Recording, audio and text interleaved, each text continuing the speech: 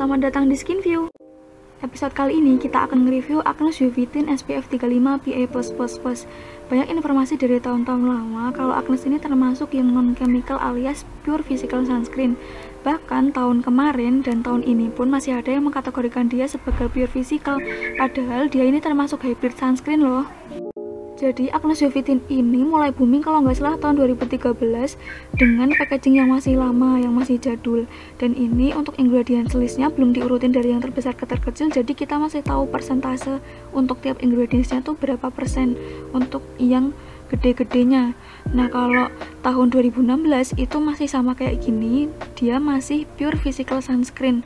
Sampai 2016 itu kalau nggak salah dengan packaging yang sama, tapi ingredients listnya itu udah berubah, tapi di sini masih pure physical sunscreen. Terus untuk 2017 dia ganti packaging ke yang terakhir kemarin. Nah ini juga masih pure physical sunscreen kalau kita lihat dari yang expired tahun 2021. Sementara untuk expired tahun 2023 berarti ada kemungkinan itu mulai tahun 2020-an dia ganti formulasi menjadi hybrid sunscreen. Makanya kalau kita lihat di website-website kayak Inside Coder itu ingredientsnya emang beda-beda karena dia ganti-ganti formulasi. Untuk yang packaging lama, yang jadul, tapi ingredientsnya yang terbaru itu ada yang upload tahun 2020. Terus untuk yang packaging terakhir kemarin ada yang upload tahun 2020 juga, tapi ingredientsnya beda kayak yang ini. Padahal packagingnya tuh sama banget, nggak ada perbedaan, tapi ingredients listnya beda. Tapi ini diupload tahun 2021 karena emang dengan packaging yang sama ini ingredientsnya berubah dari yang physical menjadi hybrid sunscreen. Tapi ya udah jangan kecewa dulu karena menurutku hybrid sunscreen itu juga merupakan jalan tengah yang ninja banget. Jadi kita lihat formulasi akhirnya aja. Karena untuk packaging lama itu kan SPF-nya masih 30, PA plusnya cuma 2. Jadi masih memungkinkan untuk bikin pure physical dengan zinc oxide 10% dan titanium dioxide 8,6%. Nah, untuk packaging yang lebih baru lagi itu kan SPF 35, PA+++. SPF sama PA-nya lebih tinggi. Untuk yang awal itu kan masih pure physical, mungkin untuk white cast-nya terlalu kenceng kali ya. Jadi dengan packaging yang sama dia bikin menjadi hybrid supaya white cast-nya lebih minim tapi tingkat iritasinya masih rendah. Tapi aku nggak akan bahas detail untuk yang lama. Jadi untuk video kali ini aku akan fokus ke yang packaging terbaru 2021 kemarin dibandingin sama yang terakhir. Kalau kita lihat dari packaging luarnya itu udah kelihatan beda ya, yang baru ini jadi full plastik, sementara kalau dari packaging dalamnya ini cuman beda di desainnya aja. Jadi yang baru itu ada keterangan natural beige. Kenapa? Karena ternyata ada versi baru yang natural green, tapi overall untuk semuanya sama, bagian belakangnya sama, paling cuman beda font doang. Nah untuk perbedaan ingredients listnya aku nggak akan bahas dari yang physical, kita langsung ke yang hybrid aja. Jadi ternyata untuk yang terakhir ini dibandingin sama yang terbaru kemarin, ingredientsnya tuh sama banget, plek, nggak ada yang berbeda, urutannya pun juga sama. Bahkan untuk ingredients pewarna itu yang ada kode-kode itu yang terakhir banget, ternyata kodenya pun sama banget. Jadi meskipun beda shade, yang lama itu namanya light medium, sementara yang baru itu natural beige, ternyata warnanya itu juga masih sama. Jadi aku akan bahas satu ingredients aja untuk kedepannya. Nah yang aku kasih foto ini adalah yang lama ya. Jadi kalau kita bandingin, karena dia teksturnya itu sama-sama cair, makanya ujung aplikatornya itu pointy supaya kita bisa nakar seberapa banyak kita mengeluarkan produknya. Nah karena dia cair, terus dengan tutup yang ulir dan kokoh, untuk isi yang masih melebar itu masih ada yang nyempil-nyempil ditutup. Jadi kita bisa bandingin untuk warnanya pun ternyata masih sama meskipun namanya berubah dari light medium ke natural beige. Nah untuk aromanya pun juga masih sama, ada aroma sheer bedak gitu tapi nggak terlalu nyentrong karena untuk fragrance-nya dia udah di akhir-akhir gitu. Jadi untuk yang kulitnya sensitif sama fragrance ini masih ada, cuman udah di akhir-akhir. Kalau misalkan ada yang bingung pas dikeluarin kok jadinya cair banget kayak gini, itu berarti belum dikocok. Jadi jangan lupa untuk dikocok dulu supaya ingredient si liquid sama si powdernya itu bercampur. Nah untuk takaran pemakaian sunscreen seperti kita tahu kan sekitar 2 jari ya, tapi untuk bikin jarinya karena dia ini teksturnya cair dan ujung aplikatornya juga pointy, jangan mentang-mentang kayak gitu terus kita bikin jarinya tuh tipis banget kayak gini, karena ini tuh menurutku masih sangat kurang gitu. Minimal kalau untuk yang teksturnya itu lebih thick, biasanya aku pakai tingkat gendutnya tuh segini. Tapi karena Agnes ini teksturnya cair banget, aku sendiri pakai 2 jarinya itu sampai yang luber-luber kayak gini. Nah ini baru pas bisa mengcover seluruh wajah. Tapi semakin banyak pakainya emang rada susah ngeblendnya, dan semakin banyak pakainya itu juga nggak mempengaruhi coverage karena dia masih sheer gitu. Untuk bekas jerawat ini masih kelihatan ya merah-merahnya. Jadi kalau mau coverage yang lebih tinggi sebaiknya langsung pakai foundation aja. Ditimpa juga nggak apa-apa karena ini nggak akan merusak tekstur foundationnya, asalkan kita pakai sunscreennya itu udah nyerap dan udah ngeset duluan ya. Meskipun pas awal apply itu kerasanya berminyak banget, karena kalau kita lihat teksturnya tadi kan emang ada gabungan si oil sama si powder, tapi dia tuh cepet banget ngesetnya dan langsung jadi matte. Nah karena dia langsung cepet ngeset, makanya dia pilingnya juga minim banget, tapi dia ada residu di tangan gitu, jadi pilingnya tuh di tangan. Kenapa? Karena emang ingredients tertingginya dia itu langsung cyclopentasiloxane, yang mana itu adalah silikon. Nah selain itu dia juga ada silikon lain, misalnya Dimethicone, tapi udah di tengah bawah gitu. Dimethicone ini adalah pelembab emollient, jadi dia sifatnya mirip minyak, dia tuh ngisi pori sehingga kayak lebih blur gitu loh. Kalau kita pegang juga rasanya lebih smooth sih tekstur kulitnya. Selain emollient, Dimethicone itu juga oklusif, jadi dia membentuk lapisan di atas permukaan kulit, tapi ini lapisannya masih tipis, jadi ibaratnya kulit kita masih bisa bernafas gitu loh. Makanya masih oke untuk yang oily atau acne prone, dia masih ratingnya itu rendah banget untuk komedogeniknya, jadi masih aman asalkan kita nantinya juga bersihin aja. Nah selain pelembab emollient, dia juga ada pelembab humectant yang aku kasih biru muda, itu gliserin. Gliserin itu narik air dari lingkungan sekitar atau dari lapisan kulit yang lebih dalam untuk ditarik ke permukaan kulit, untuk kulitnya itu kerasa lembab, tapi lembab yang watery gitu, bukan lembab yang minyak. Tapi untuk humectant dia cuma ada satu itu tok, dan itu pun nggak yang di atas banget, lebih dominan ke yang emollient oklusif, dan itu juga sedikit banget. Makanya kalau kita pakai ini tuh rasa lembabnya tipis banget, bahkan lebih ke kering. Makanya kalau yang kulitnya kering sebaiknya pakai pelembab dulu, harus benar-benar pastiin kulitnya lembab baru pakai ini, karena nanti dia akan bikin kering. Sementara kalau kulit berminyak, ini oil controlnya bakal bagus. Untuk white cast-nya, karena menurutku dia hybrid yang lebih cenderung ke physical, dia ada white cast-nya lumayan kenceng, tapi dia itu kan dia pakai pewarna gitu ya, meskipun di akhir-akhir, jadi white cast-nya itu bukan yang putih jelek gitu, enggak, tapi warnanya tuh warna kulit. Tapi kalau pas awal apply emang kelihatan kayak kok putih banget gitu, tapi tenang aja, kalau dia udah ngeset dia akan lebih calm down gitu. Apalagi semakin dipakai lama-lama dia semakin menyatu sama warna kulit, makanya kan dia coveragenya sheer banget. Jadi untuk yang bekas jerawat atau jerawat yang masih aktif kemerahan gitu, tetap coveragenya itu minim banget, jadi bisa untuk dipakein makeup aja. Jadi kalau ada yang bilang ini mirip foundation, enggak sama sekali ya. Ini tuh lebih mirip kayak kita pakai bedak gitu. Karena di ingredients listnya pun untuk yang list kedua banget itu langsung talc. Talc itu biasa dipakai di bedak. Jadi ya wajar aja kalau feelnya itu kayak pakai bedak. Terus dia juga ada silika, ada hydrated silika, dan itu ada efek mattifying yang lebih lagi. Makanya kalau pakai ini finishnya jadi matte. Meskipun pas awal-awal apply itu rada ada oily-oilynya, kayak berminyak banget, tapi habis itu langsung ngeset dan jadi matte. Nah kalau misalkan dipakai seharian, aku tes untuk sepedaan itu masih oke, dia nggak ada yang belentang-belentong banget, lunturnya tuh masih minim banget gitu loh. Ini aku pakai sepedaan tuh masih gobes kayak gini, keringatnya tuh masih basah banget di kerudung, tapi untuk sunscreennya dia masih oke, masih nempel, meskipun ada ya mungkin lunturnya dikit-dikit banget lah, dan nggak ada transfer juga di hijab. Begitu juga waktu kena air dia nggak gampang luntur, jadi menurutku lumayan water resistant, meskipun dia nggak ada klaim untuk itu ya.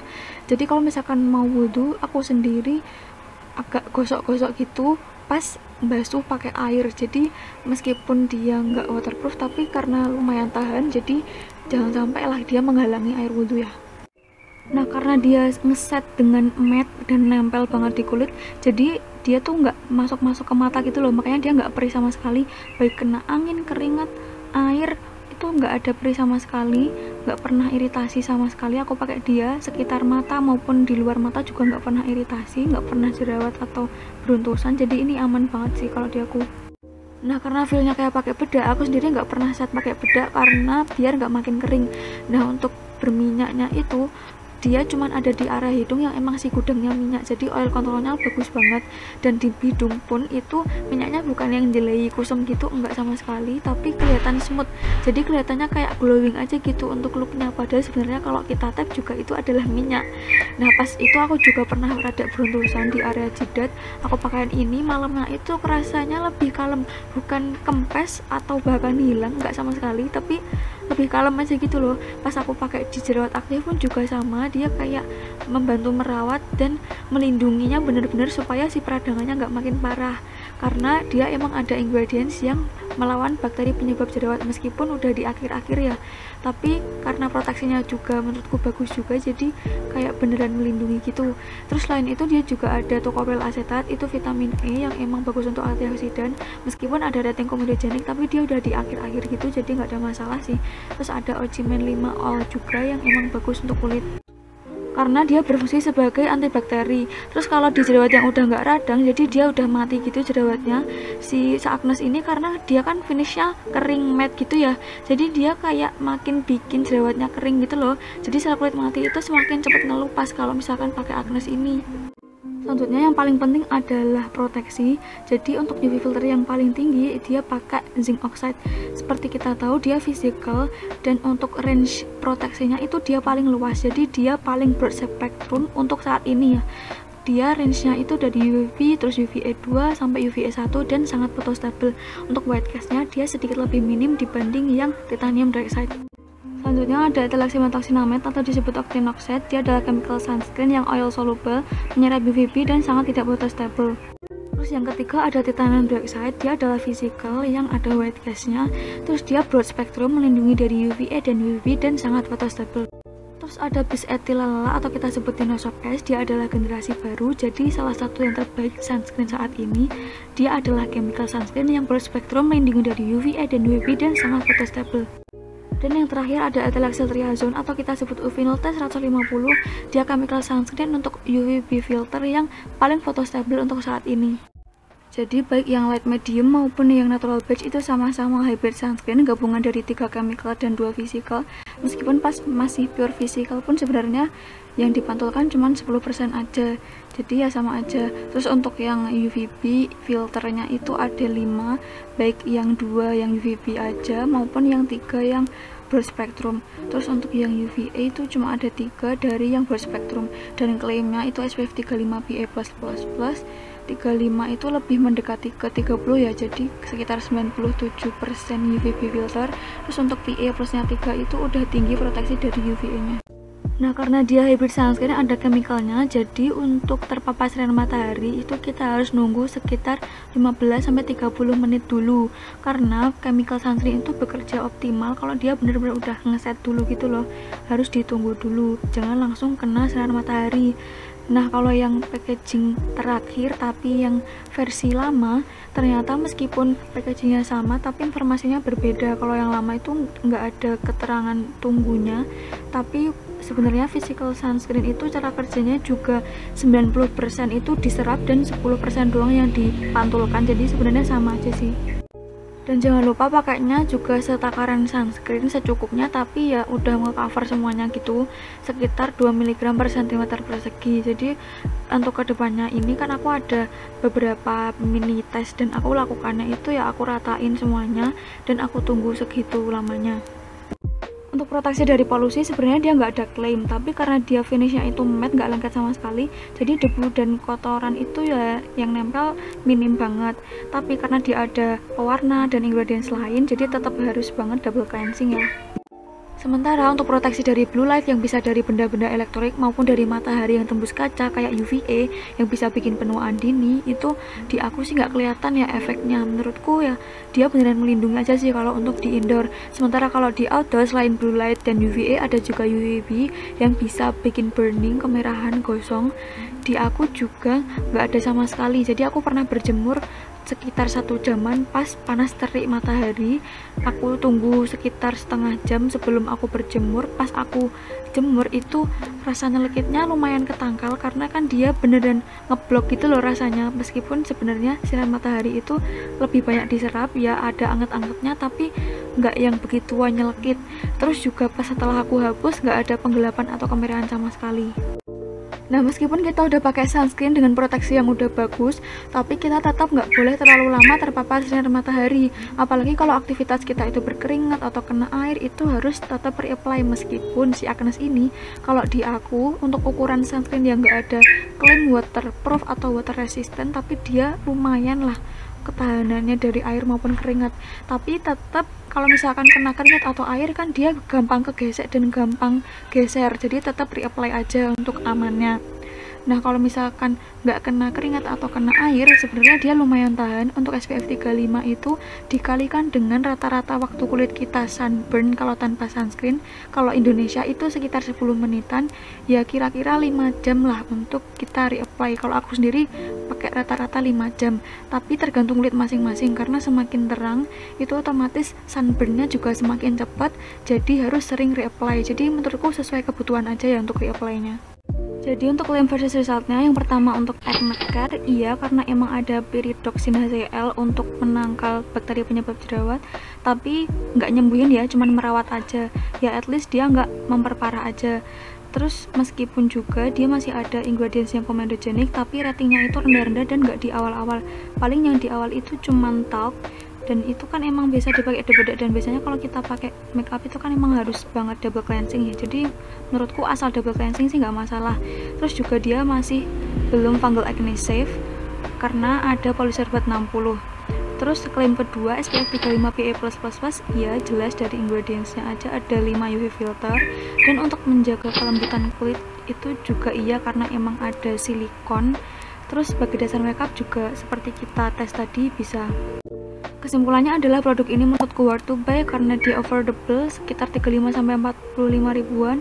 Sunscreennya udah 30 ml, terus bagus juga karena algae free, gluten free, paraben free buat yang concern, terus alcohol free, PEG free juga, meskipun PEG juga nggak ada masalah, sulfate free juga. Tapi paling bagus menurutku untuk yang normal to oily atau yang oily banget karena dia oil controlnya bagus. Terus dia juga acne friendly, meskipun untuk yang acne prone dia belum non comedogenic, tapi menurutku sih nggak masalah. Terus dia juga belum fungal acne safe dan ada silikonnya yang susah untuk dibilas, jadi tetap wajib banget double cleansing. Dan menurutku kalau udah double cleansing sih nggak ada masalah ya. Terus untuk yang sensitif juga dia masih ada fragrance, tapi udah di akhir banget, baunya juga nggak nyentrong, jadi bisa dicoba sih karena dia juga nggak iritatif, di mata aman banget. Nah, kalau masih ragu untuk nyobain karena dia satu shade aja yang versi beige nya ini, menurutku range skin tone-nya lumayan jauh karena kan dia sheer gitu ya si coverage-nya. Bisa untuk dark fair sampai light tan. Untuk yang lebih terang lagi atau yang lebih gelap lagi mungkin sedikit ashy, tapi untuk segini itu masih lumayan lah, bisa dicoba. Terima kasih yang udah nonton sampai akhir, semoga bermanfaat. Jangan lupa pakai sunscreen ya.